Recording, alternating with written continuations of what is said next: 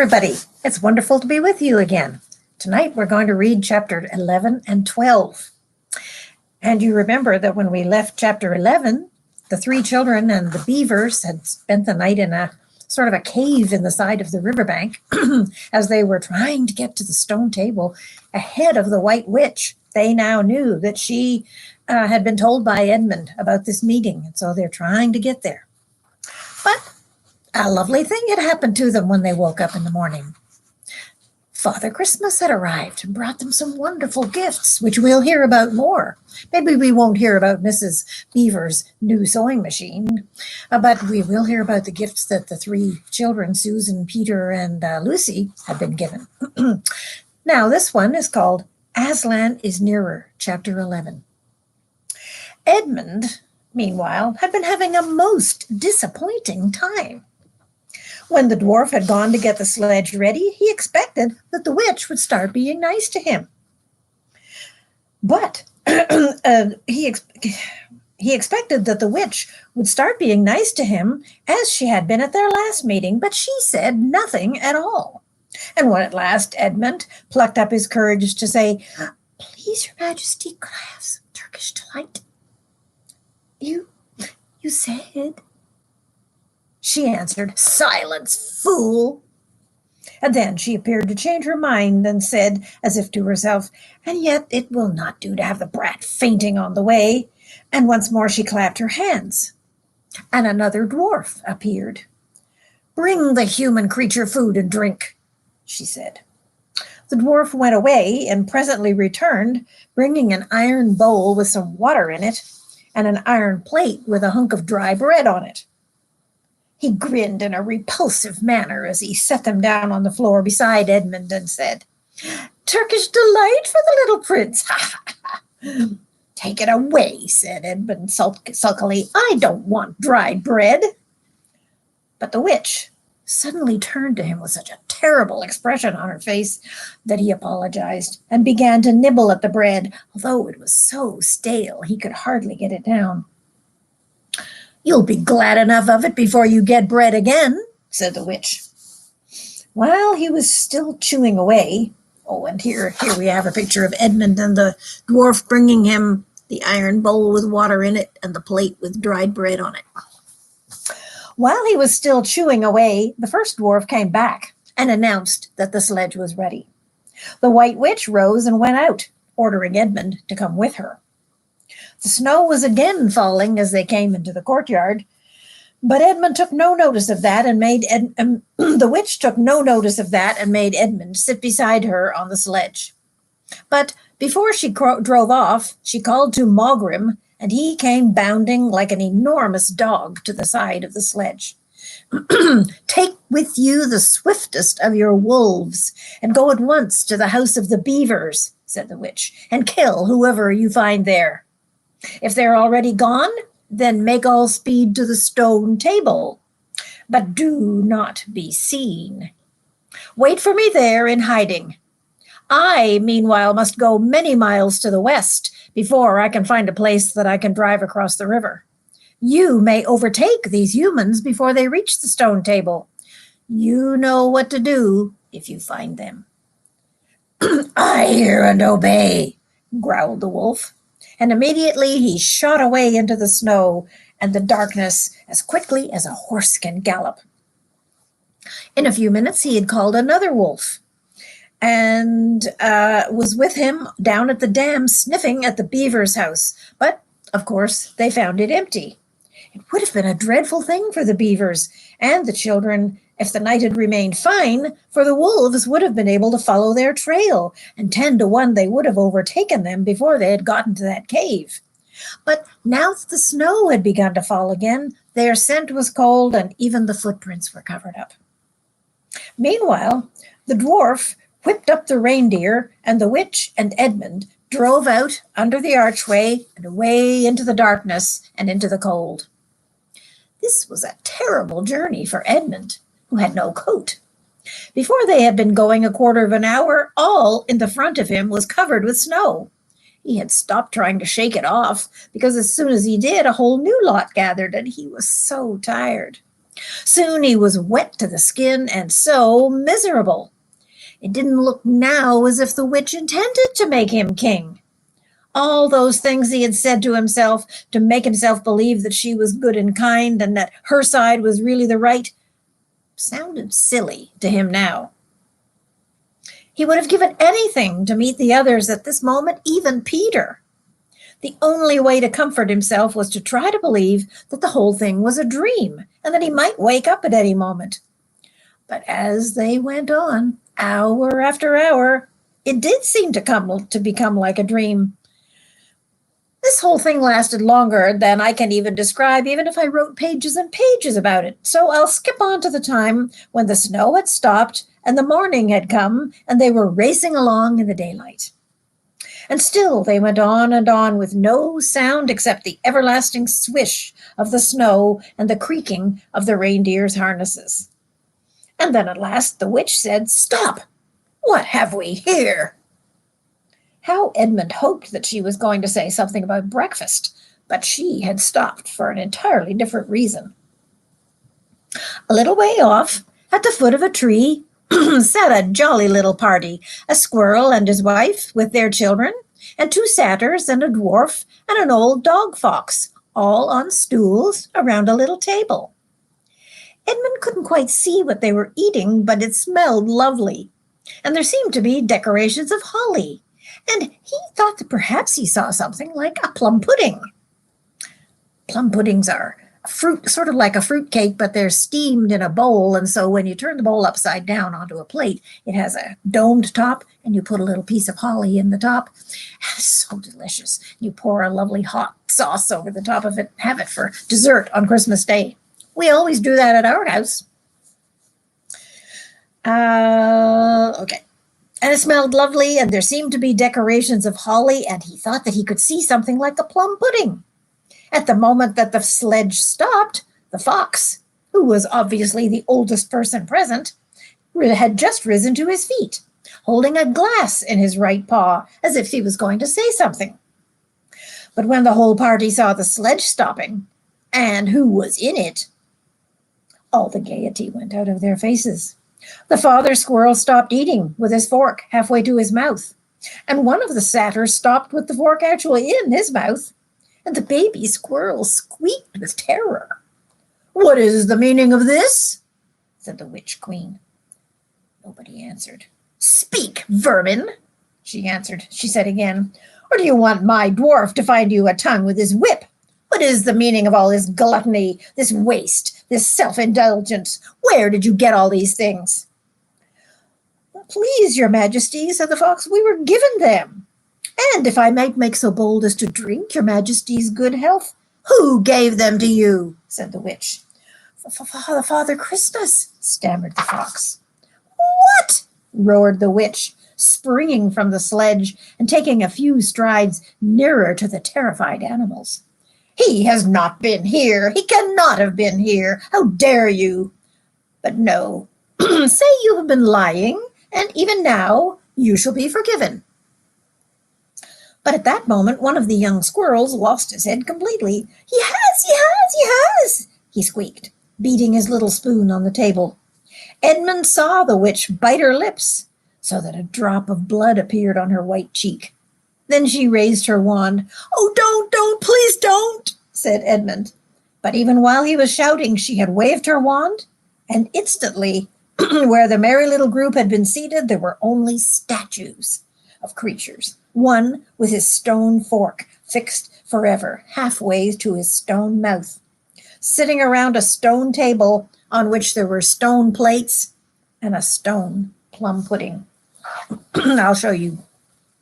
First of all, this page, where the little animals are all sitting there eating their Christmas dinner.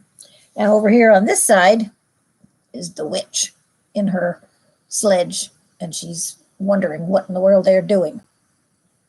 So you can see that both pictures together sort of make one big scene.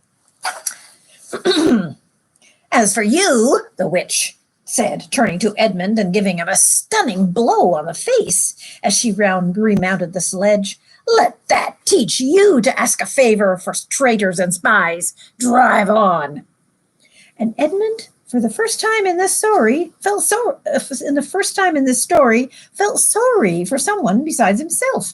It seemed so pitiful to think of those little stone figures sitting there all the silent days and all the dark nights and year after year until moss grew on them and even their faces crumbled away. Now they were steadily racing on again. And soon Edmund noticed that the snow, which splashed against them as they rushed through it, was much wetter than it had been all last night.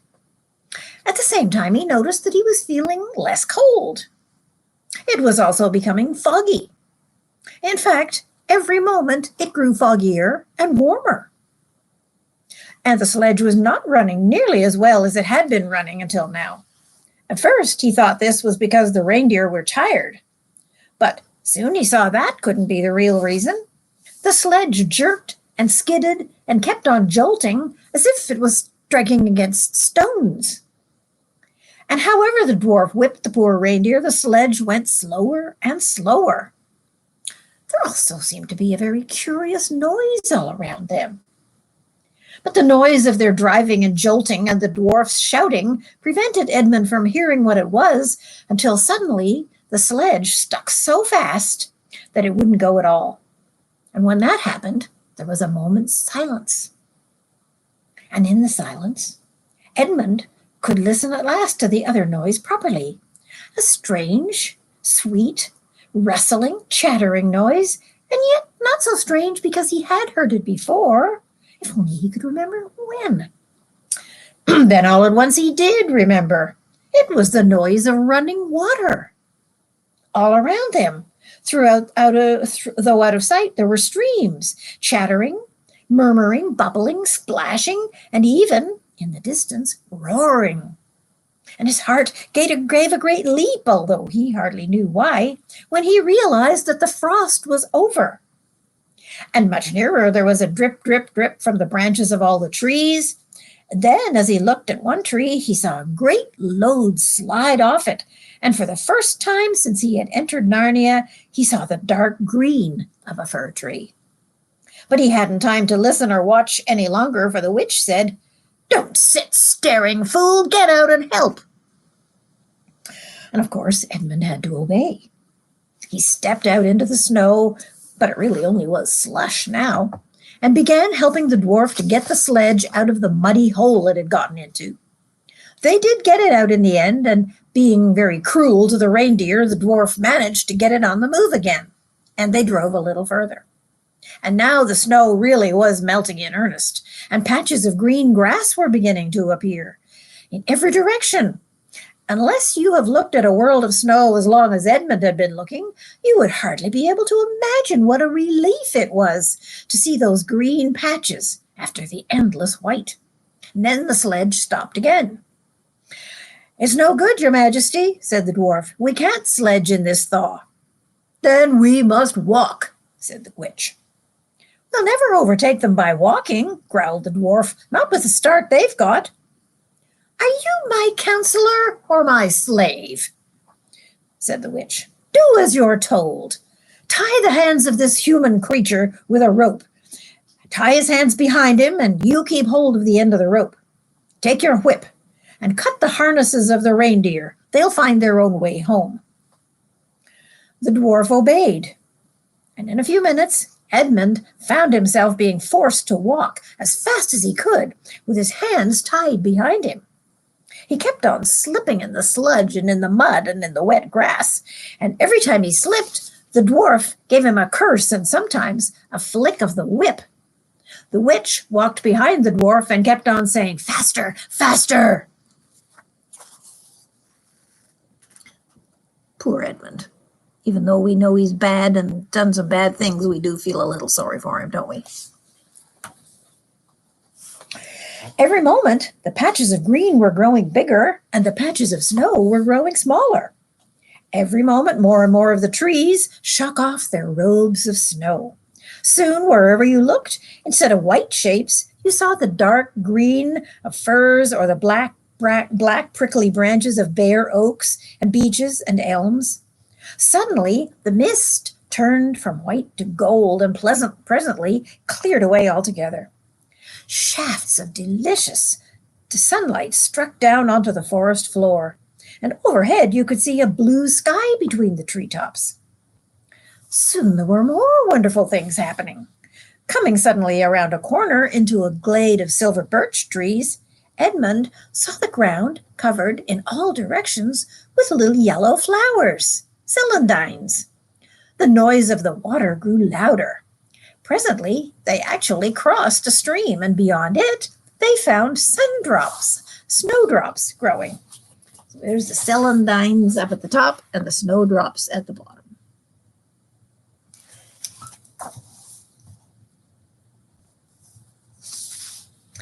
Mind your own business, said the dwarf, when he saw that Edmund had turned to look at them, and he gave the rope a vicious jerk. But, of course, this did not prevent Edmund from seeing. Only 5 minutes later, he noticed a dozen crocuses growing around the foot of an old tree, gold and purple and white. Then came a sound even more delicious than the sound of the water. Close beside the path they were following, a bird suddenly chirped from the branches of a tree, and it was answered by the chuckle of another little bird a bit further off. And then, as if that had been a signal, there was chirping and chattering in every direction. And then, in a moment, full song, and within 5 minutes the whole wood was ringing with birds' music. And wherever Edmund's eyes turned, he saw birds lighting on branches, or sailing overhead, or chasing one another, or tidying up their feathers with their beaks. Faster, faster, said the witch. There was no trace of the fog now. The sky became bluer and bluer, and now there were white clouds hurrying across it from time to time. In the white glades there were primroses. A light breeze sprung up wherever scattered drops of moisture from the swaying branches and carried cool, delicious scents against the faces of the travelers. The trees had become fully alive. The larches and the birches were covered with green, the laburnums with gold. Some beech trees had put forth their delicate, transparent leaves. As the travelers walked under them into the light also seemed to be green. A bee buzzed across their path. This is no thaw, said the dwarf, suddenly stopping. This is spring. What are we to do? Your winter has been destroyed, I tell you. This is Aslan's doing. If either of you mentions that name again, said the witch, he shall be instantly killed. And that's the end of chapter 11. Chapter 12, Peter's First Battle. While the dwarf and the white witch were saying this, miles away, the beaver and the children were walking on hour after hour in what seemed like a delicious dream. Long ago, they had left their coats behind them, and by now they had even stopped saying to one another, "Look, there's a kingfisher," or "I say, bluebells," or "What was that lovely smell?" They walked on in silence, drinking it all in, passing through patches of warm sunlight into cool green thickets and out again into wide mossy glades where tall elms raised the leafy roof far overhead, and then into dense masses of flowering currant and among hawthorn bushes where the sweet smell was just overpowering. They had been just as surprised as Edmund when they saw the winter vanishing and the whole wood passing in a few hours or so from January to May. They hadn't even known for certain, as the witch did, that this was what would happen when Aslan came to Narnia. But they all knew that it was her spells that had produced the endless winter, and therefore they all knew that when this magic spring began, that something had gone wrong, and totally wrong, with the witch's schemes. And after the thaw had been going on for some time, they all realized that the witch would no longer be able to use her sledge. And after that, they didn't hurry so much, and they allowed themselves a little more rest, and longer ones too.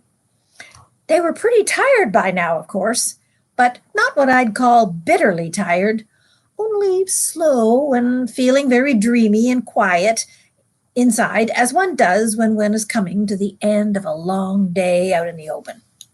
Susan had a slight blister on one heel. They had left the course of the big river some time ago, for one had to turn a little to the right, and that meant a little to the south, to reach the place of the stone table.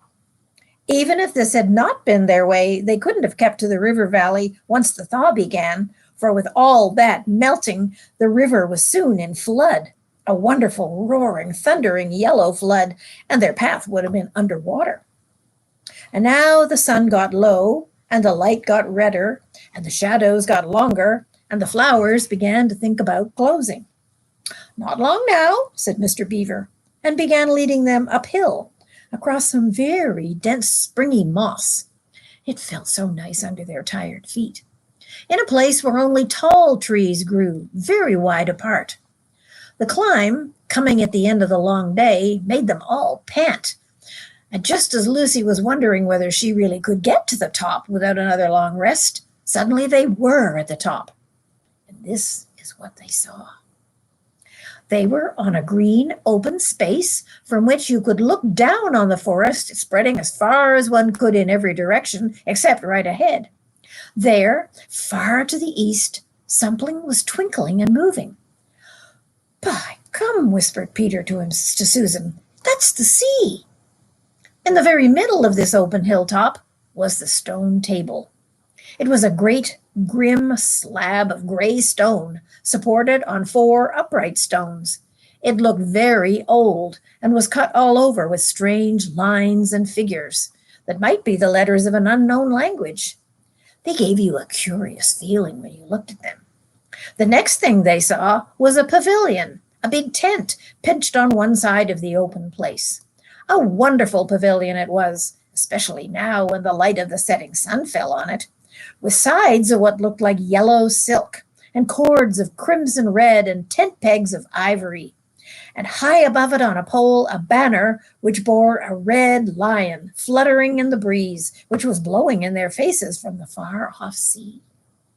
While they were looking at this, they heard a sound of music on their right, and turning in that direction, they saw what they had come to see. Aslan stood in the center of a crowd of creatures who had grouped themselves around him in the shape of a half moon. There were tree women there, and well women, dryads and naiads, who had stringed instruments. It was they who were making the music. There were 4 great centaurs.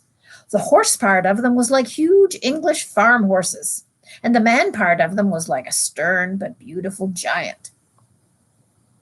There was also a unicorn, and a bull with the head of a man, and a pelican, and an eagle, and a great dog. And next to Aslan stood 2 leopards, one of whom carried his crown, and the other one his standard, his flag. Here we are. There's Aslan. Maybe you can see in there's one of the leopards, and the nymphs and the satyrs, and there's a centaur right there, and Pegasus back there.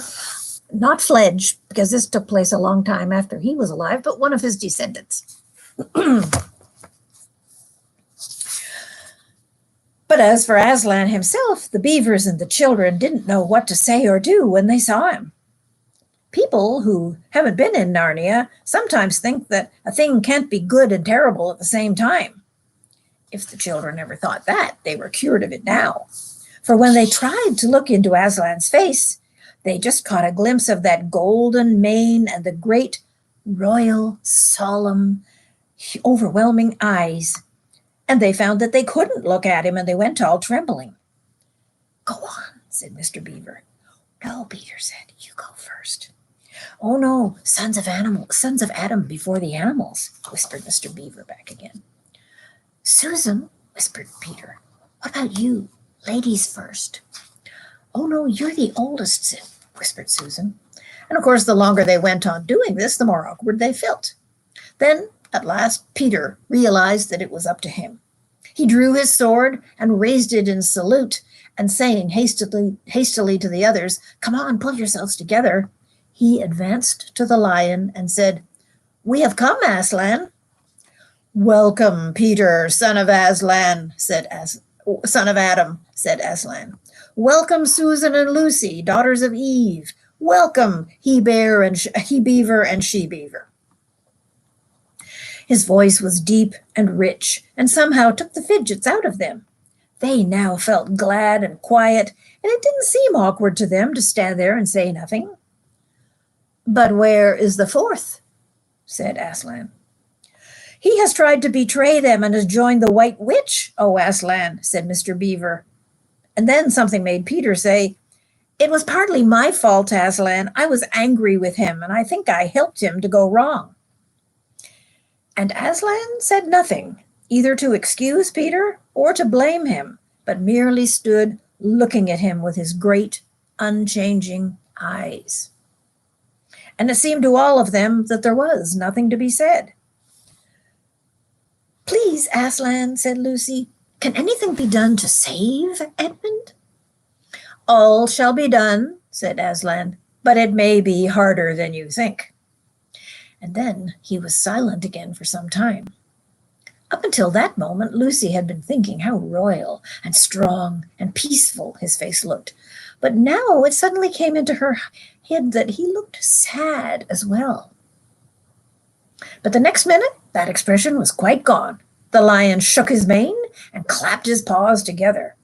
Terrible paws, thought Lucy, if he didn't know how to velvet them, and said, "Meanwhile, let the feast be prepared. Ladies, take these daughters of Eve to the pavilion and minister to them."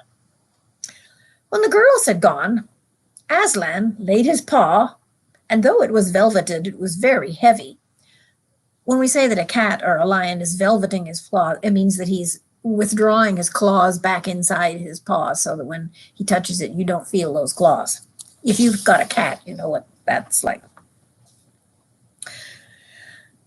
Even though it was velveted, it was a very heavy one. He laid it on Peter's shoulder and said, "Come, son of Adam, and I will show you a far-off sight of the castle where you are to be king." And Peter, with his sword still drawn in his hand, went with the lion to the eastern edge of the hilltop.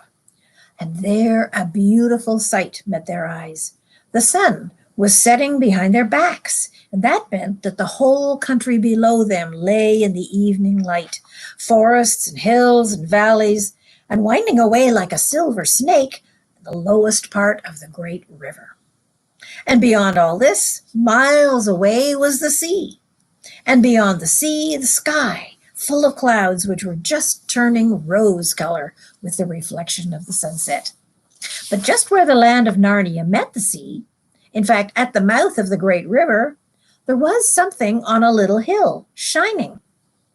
It was shining because it was a castle. And of course, the sunlight was reflected off all the windows, which looked toward Peter and the sunset. But to Peter, it looked like a great star resting on the seashore.